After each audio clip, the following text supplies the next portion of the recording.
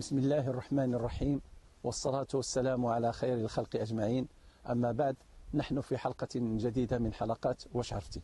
واليوم غادي نتكلموا على الفوائد ديال الكورديسيبس. الكورديسيبس لأول مرة كيسمعوه المغاربة، ولأول مرة غادي يسمعوه المتتبعين ديال قناة الدكتور محمد أحسين.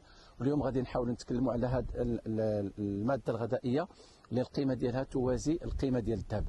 جرام ديال هذه المادة هذه تقريبا يساوي جرام ديال الذهب، وهذا إن دل على شيء فإنما يدل على أن له فوائد عجيبة وعجيبة جدا على المستوى ديال الذات للإنسان.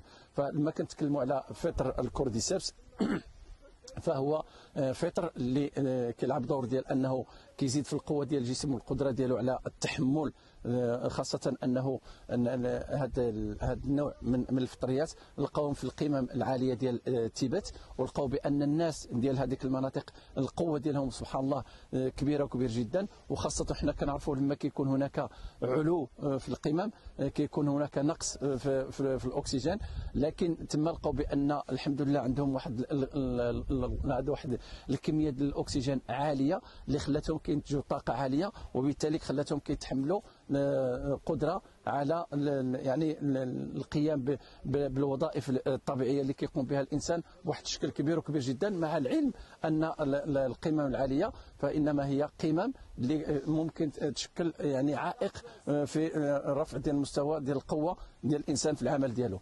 ثم كذلك كتلعب دور ديال انك تحسن الوظائف ديال الرئتين، التنفس ديال الانسان كيولي عنده قوي جدا، والوظائف كذلك ديال الكلاوي كتبقى تصفي المنتجات اللي كاينه فيها بواحد الشكل كبير وكبير جدا. ثم كذلك تقوي العمل ديال الجسم وخاصه الكبد. فهذا الثلاثي هذا لما كيكون شغال بصفه طبيعيه لدى الانسان كيتمتع بصحه جد عاليه. ثم كيلعب دور على انه كيفعل الازاله ديال ذاك البلغم اللي كيكون يعني كيشكل لدى الانسان في الوقيته ديال السعال واحد يعني العناء باش يخرج. لما كياخذ الانسان الكورديسيبس كيلقى راسو بانه البلغم كيخرج ليه بسرعه، وبالتالي ازاله دوك النفايات اللي كتكون كتعيق المساله ديال التنفس كتولي شيئا ما تقل بهذه العمليه هذه.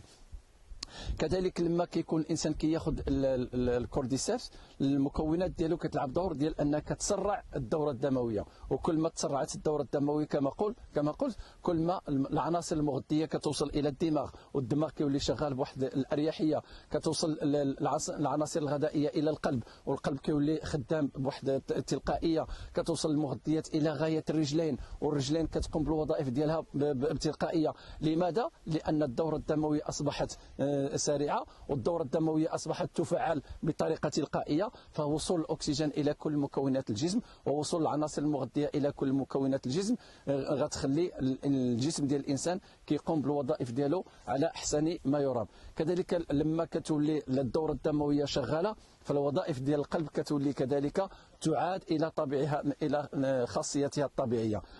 القلب كيولي يضخ الدم ويوصل الى غايه الاطراف، كيوصل الى غايه الدماغ، وبالتالي تجديد الخلايا الدماغيه، كيوصل الى غايه الرجلين، وبالتالي كيكون هناك ازاله البروده من الاطراف ديال الرجلين، كتوصل الى غايه اليدين، وبالتالي كيكون هناك اليدين شغاله بواحد الشكل كبير وكبير جدا. فهذه امور كلها الدور اللي كيقوم بها هذا الكورديسيبس بواحد الشكل جد مهم.